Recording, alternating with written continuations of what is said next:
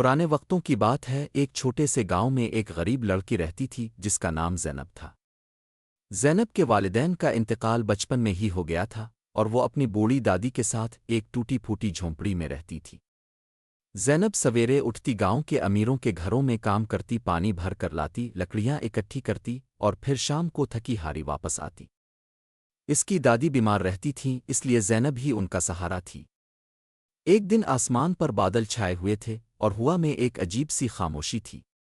زینب جنگل میں لکڑیاں جمع کر رہی تھی کہ اچانک اس کی نظر ایک پرانے مٹی میں دبے ہوئے چراغ پر پڑی۔ چراغ بہت پرانا اور مٹی سے بھرا ہوا تھا۔ زینب کو خیال آیا، کیوں نہ چراغ کو صاف کر کے بیچ دوں تو کچھ پیسے مل جائیں گے۔ اس نے چراغ اٹھایا اور اپنے کپڑے سے صاف کرنے لگی۔ جیسے ہی زینب نے چراغ کو رگڑا، اچانک ایک زوردار روشنی نکلی اور فضا میں دھواں سا پھیل گیا۔ زینب ڈر گئی اور اس نے چراغ کو زمین پر پھینک دیا۔ اچانک اس دھوئیں میں سے ایک دیو ظاہر ہوا۔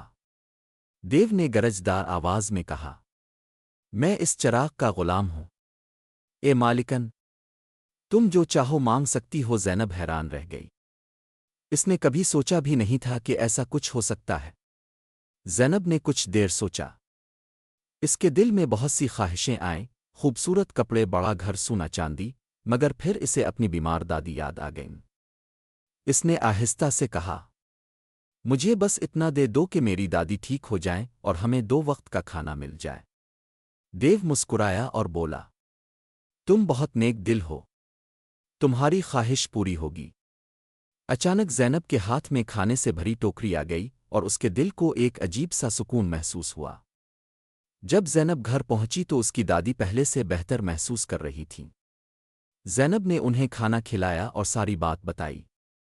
دادی نے کہا، بیٹی، یہ ایک آزمائش ہے، اس چراغ کا صحیح استعمال کرنا۔ زینب نے وعدہ کیا کہ وہ کبھی لالچ نہیں کرے گی۔ وقت گزرتا گیا۔ زینب جب بھی چراغ استعمال کرتی وہ صرف ضرورت کے لیے مانگتی، کبھی اپنے لیے، کبھی اپنی دادی کے لیے اور اکثر گاؤں کے غریب لوگوں کی مدد کے لیے۔ مگر آہستہ آہستہ گاؤں میں چراغ کی چرچا شروع ہو گئی، لوگ اپنے مسئلے حل کروانے کے لیے زینب کے پاس آنے لگے تھے۔ اسی گاؤں میں ایک لالچی سوداگر بھی رہتا تھا جس کا نام کریم تھا۔ جب اسے زینب کے چراغ کا پتہ چلا تو اس کے دل میں لالچ آ گیا۔ سوداگر کی خواہش تھی کہ اگر یہ چراغ مجھے مل جائے تو میں دنیا کا سب سے امیر آدمی بن جاؤں گا۔ ایک دن سوداگر نے زینب کو دھوکہ دینے کا منصوبہ بنایا۔ وہ ایک بوڑھے فقیر کا روپ دھار کر اس کے گھر آیا۔ اس نے کہا، بیٹی، میرے پاس ایک نیا چراغ ہے، کیا تم اپنا پرانا چراغ اس سے بدل لوگی؟ زینب سادہ دل تھی، اس نے بغیر سوچے سمجھے چراغ بدل لیا۔ جیسے ہی کریم نے اصل چراغ لیا، وہ خوشی سے ہنسا اور فوراً اسے رگڑا۔ دیو ظاہر ہوا اور کریم نے حکم دیا، مجھے دنیا کی ساری دولت دے دو۔ دیو نے اس کی خواہش پوری کر دی، مگر ساتھ ہی کہا، لالچ کا انجام ہمیشہ برا ہوتا ہے۔ ادھر زینب کے پاس جو چراغ تھا وہ عام نکلا۔ جب اس نے اسے رگڑا تو کچھ نہیں ہوا۔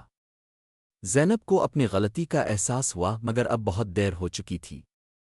شروع میں کریم بہت خوش تھا، اس کے پاس دولت، محل اور نوکر چاکر سب کچھ تھا۔ مگر جلد ہی اس کی لالچ بڑھتی گئی اور وہ مزید دولت، طاقت اور شہرت چاہنے لگا۔ ایک دن اس نے دیو سے کہا، مجھے پوری دنیا کا بادشاہ بنا دو۔ مگر دیو نے غصے میں آ کر کہا، اب تم نے لالچ میں آ کر حد پار کر دی ہے۔ اچانک سب کچھ ختم ہو گیا، دولت، محل سب غائب ہو گیا۔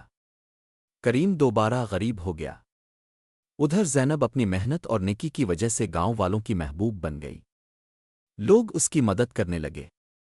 ایک دن گاؤں کے بزرگوں نے فیصلہ کیا کہ زینب کو گاؤں کی ذمہ داری دی جائے۔ زینب نے حکم دیا کہ کریم کو پکڑ کر میرے سامنے پیش کرو۔ اس نے کریم سے اپنا چراغ واپس لے لیا اور اسے گاؤں کی مدد کے استعمال کرنا شروع کر دیا۔